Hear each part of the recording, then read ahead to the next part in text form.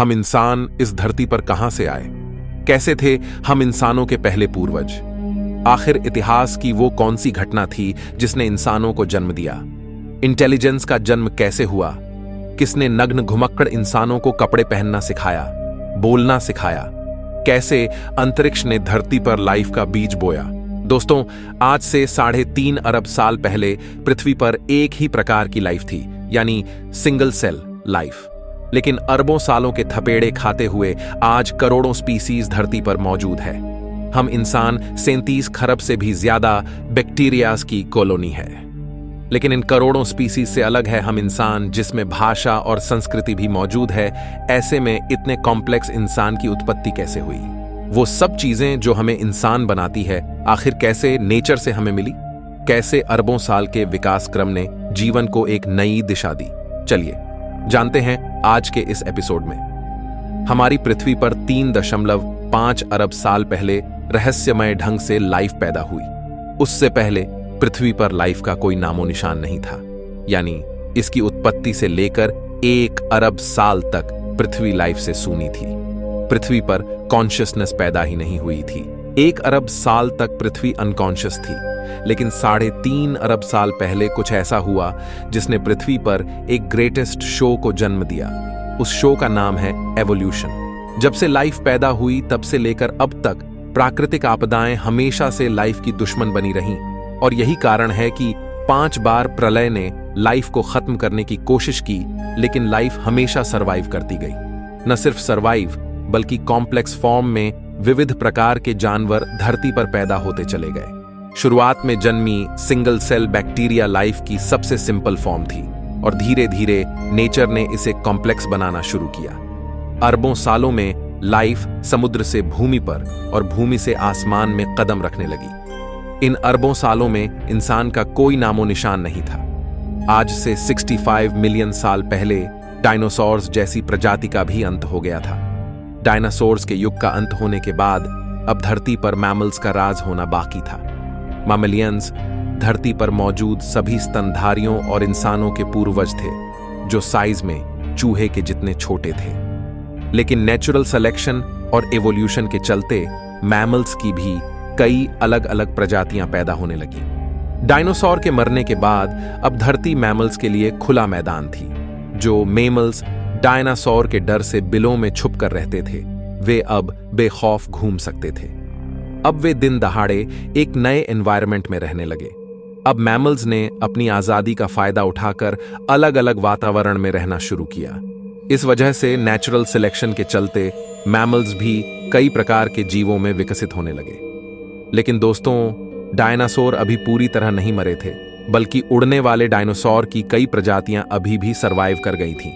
पर बदलते मौसम और वातावरण की वजह से वे भी धीरे धीरे बर्ड्स में इवॉल्व करने लगे।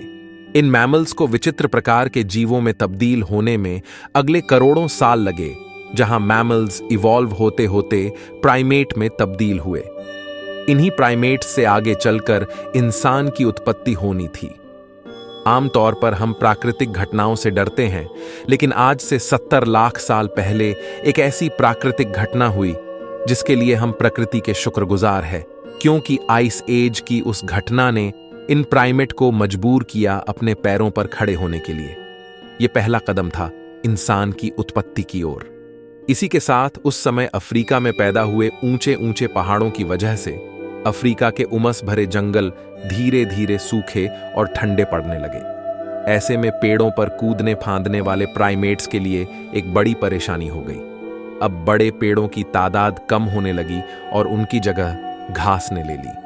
अब नेचर के इस खेल ने इन प्राइमेट को मजबूर किया कि वे 2 पैरों पर चले, ताकि वे दूर तक देख पाएं और खाने की तलाश कर पाएं। दोस्तों, इस वजह से जो प्रजाति बंदरों से अलग हुई वो थी होमिनिड्स। यहां से नेचर ने इंसानियत का बीज बोना शुरू कर दिया था, लेकिन इसकी फसल उगने में अगले 70 लाख साल बाकी थे।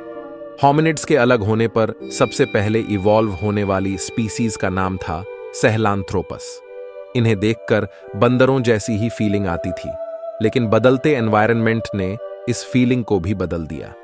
अगले कई मिलियन सालों में सहेलांथ्रोपस पेड़ की शाखाओं की तरह अलग अलग ब्रांचेस में इवॉल्व हुए, जैसे आर्डिपिथेक्स, ऑस्ट्रेलोपिथेक्स, पेरांथ्रोप्स और अंत में फाइनली होमो, जो लगभग 24 लाख साल पहले उत्पन्न हुए थे।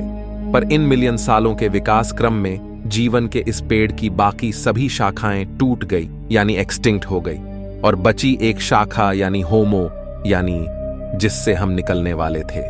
समय के साथ इनका दिमाग भी बड़ा हो रहा था। 30 लाख साल पहले ऑस्ट्रेलोपिथेकस ही इंसानों की वो पहली स्पीसीज थी जिसने पत्थरों को काटकर हथियार की तरह इस्तेमाल करना सीखा। इसी वजह से ये शिकार में काफी होशियार थे। मांस खाने की वजह से इन्हें सभी न्यूट्रिएंट्स की पूर्ति होने लगी, और यह एक मुख्य कारण बना इनकी इंटेलिजेंस के बढ़ने का, क्योंकि अब इनके दिमाग का साइज बढ़ने लगा। इस तरह आज से तकरीबन 20 लाख साल पहले होमो जीनस की उत्पत्ति हुई, और इस जीनस की पहली स्पीसी थी होमो हैबिलिस यानी हैंडीमैन, जिसने पत्थर के औजारों को और मॉडिफाई किया। वहीं होमो जीन्स में एक और स्पीसी पैदा हो रही थी, वह थी होमो इरेक्टस, जो आज से करीब 18 लाख साल पहले अस्तित्व में आए। ये वो पहली स्पीसी थी जो 2 पैरों पर सीधा खड़े रह सकती थी। अपने पैरों पर खड़े होकर इसी स्पीसी ने नेचर की जिम्मेदारी को संभाला, और इन्होंने सबसे पहले आग को कंट्रोल करना सीखा। यानी हम कह सकते हैं कि आग का आविष्कार आज से 18 लाख साल पहले हुआ।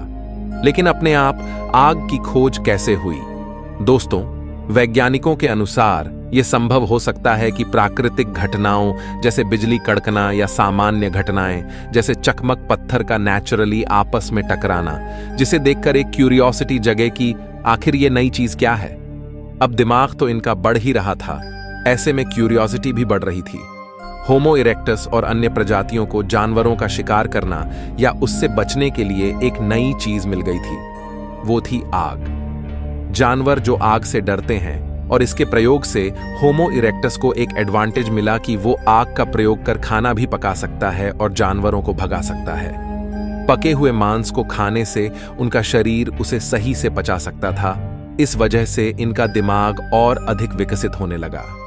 अब यही ट्रेंड बाकी होमो स्पीसीज ने भी कॉपी कर लिया और उसे यूज लेने लगे, जिससे बाकी इंसानों की स्पीसी का भी दिमाग विकसित होने लगा। इस तरह इवोल्यूशन के चमत्कार से 3 लाख साल पहले 2 सबसे बुद्धिमान स्पीसीज पैदा होती है, यानी होमो निएंडरथलेंसिस और होमो सेपियंस। आज से 1 लाख साल पहले इस समय इंसानों की स्पीसीज ने एक बड़ा फैसला लिया। ये अब तक साउथ अफ्रीका में मौजूद थे। ये वहां से माइग्रेट कर धरती के अलग अलग इलाकों पर जाकर बसने लगे। नए इलाकों में जाने पर इनके सामने नए चैलेंजेस आए, नई क्लाइमेट कंडीशन और खुखार जानवर। अब अपने सर्वाइवल के लिए इन्होंने दिमाग लगाया और नए विकसित हथियार तैयार किए। अब इन हथियारों की वजह से ये शिकार को काट सकते थे और दूर दूर तक ले जा सकते थे। इस समय कुछ और नए चैलेंजेस सामने आते हैं, जैसे हिरन जैसे जीवों का शिकार करना, जिसके लिए एक साथ मिलकर काम करने की जरूरत थी। और इस तरह टीम वर्क में काम करने के लिए एक नए आविष्कार की जरूरत थी, वो थी भाषा। एक दूसरे से कम्युनिकेट करना, और यह भाषा की शुरुआत हुई इशारों से, अलग अलग सिग्नेचर से। यह भाषा की शुरुआत थी जिसे प्रोटो लैंग्वेज कहा जाता है। अब लैंग्वेज जैसी एक नई चीज आने से इन ह्यूमंस ने उसका खूब प्रयोग करना शुरू किया। वहीं लैंग्वेज के और कॉम्प्लेक्स बनने का कारण था ह्यूमंस के बीच इंटरेक्शन, आपस में होने वाले कॉम्प्लेक्स इंटरेक्शन और डिटेल में चीजों को एक्सप्लेन करने के लिए धीरे धीरे लैंग्वेज इवॉल्व होने लगी। अब इंसान की शरीर की ऊर्जा दिमाग पर अधिक खर्च होने लगी, जिससे इवोल्यूशन दिमाग का हुआ। लैंग्वेज की वजह से ब्रेन के कॉग्निटिव पार्ट ने ग्रो किया। दोस्तों, हो सकता है कि लैंग्वेज की वजह से चुगली करने का आविष्कार भी फीमेल्स ने उसी समय किया होगा। लेकिन दोस्तों, अब तक जो ह्यूमन स्पीसीज नग्न घूमती थीं, आखिर ऐसा क्या हुआ जिस वजह से उन्होंने कपड़े पहनना सीखा? वैज्ञानिकों के अनुसार हमारे प्राचीन इंसानी पूर्वजों के शरीर पर बाल अधिक हुआ करते थे, लेकिन धीरे धीरे उनके फर लूज होने लगे। अब क्लाइमेट चेंज होने की वजह से और माइग्रेशन के कारण ठंडे इलाकों में रहने की वजह से इंसानों ने अपने स्टोन टूल्स का प्रयोग करके, वैज्ञानिकों के अनुसार आज से 1,70,000 साल पहले इंसानों ने कपड़ों का आविष्कार किया।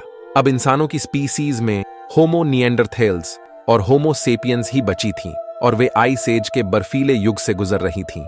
और फ्रेंड्स, इस तरह लगातार डेवलप होते होते आज से 30,000 साल पहले होमो सेपियंस और होमो निएंडरथल्स में से एक ही स्पीसीज सरवाइव कर पाई। वो थी हम इंसान, यानी होमो सेपियंस। और वैज्ञानिक पूरी तरह से नहीं जानते कि आखिर क्यों और कैसे होमो निएंडरथालेंसिस विलुप्त हुए। इस वक्त तक आइस एज का युग जारी था, जो आज से 10,000 साल पहले जाके खत्म हुआ। लेकिन मॉडर्न ह्यूमंस किसी तरह हिम युग की कड़कती ठंड को सरवाइव कर गए। पर इधर उधर घूमते रहने की वजह से अब उनके लिए खाने की समस्या होने लगी। इसलिए आज से 10,000 साल पहले एग्रीकल्चर यानी खेती की शुरुआत हुई और अब ह्यूमंस के पास अपनी जिंदगी में काफी फ्री टाइम मिलने लगा, क्योंकि उनकी बेसिक नीड पूरी होने लगी। फिर खाली दिमाग बना शैतान का घर, और हमारे शैतानी दिमाग ने खाली टाइम में कई चीजों का आविष्कार किया, जैसे कि खाने को स्टोर करने के लिए गड्ढे बनाए, जिसके लिए स्पिनिंग व्हील बनाया गया। अब इंसानों के पास रात में खाली टाइम मिलता था, जहां वो अपनी वाइफ या गर्लफ्रेंड से लड़ने के बाद रात के आसमान को निहारने लगे। और आज से 2,500 साल पहले एस्ट्रोनॉमी का विकास हुआ। इस तरह लिखना, चित्रकारी करना, फेस्टिवल्स और फन लविंग लाइफ जीते जीते पिछले 5,000 साल में हम मॉडर्न ह्यूमंस आज इस टेक्नोलॉजी के जमाने में आ चुके हैं। लेकिन दोस्तों, इवोल्यूशन अभी रुका नहीं है, बल्कि इवोल्यूशन हमेशा चलता है। आज भी हम इंसान इवॉल्व हो रहे हैं। जैसे नाखून बढ़ते हुए हमें दिखाई नहीं देता, लेकिन लंबे समय बाद वह काफी बड़ा हो जाता है। इस तरह इवोल्यूशन की प्रक्रिया काफी धीरे होती है और आगे आने वाले मिलियन सालों में न जाने हम इंसान किस रूप में बदल जाए। आज हम ऐसी कई परिस्थितियों से गुजर रहे हैं जो हमें लगातार शेप कर रही हैं। जिस तरह भूतकाल में हम इंसानों की कई विचित्र प्रजातियां थीं, उसी तरह हो सकता है हम इंसानों की और भी कई विचित्र प्रजातियां पैदा हो जाएं। आज हम जीवन के लंबे इतिहास को जानते हैं कि किस तरह जीवों का विकास हुआ, लेकिन एक सवाल अभी भी वैज्ञानिकों को परेशान करता कि आखिर लाइफ की शुरुआत कैसे हुई, किसने पृथ्वी के गर्भ में लाइफ का बीज बोया। यह एक बहुत बड़ा रहस्य है। लेकिन कुछ वैज्ञानिकों के अनुसार 4 अरब साल पहले लाखों एस्टेरॉयड की वर्षा में उन्हीं एस्टेरॉयड्स के साथ एमिनो एसिड मॉलिक्यूल्स के रूप में लाइफ भी अपने सूक्ष्म रूप में पृथ्वी पर आई। लेकिन अगर यह सच है तो यह सवाल उठता है कि हमारी जैसे ही लाइफ किसी अन्य ग्रह पर भी इन्हीं एमिनो एसिड मॉलिक्यूल्स से क्यों नहीं आ सकती। आखिर आज पृथ्वी पर ही इंसान क्यों है? अन्य ग्रहों पर हमें कोई लाइफ क्यों नहीं मिली? इस बारे में आप क्या सोचते हैं? कमेंट में हमें जरूर बताइए। मैं मिलता हूं आपसे किसी अगले वीडियो में। तब तक के लिए ब्रह्मांड में घूमते रहिए।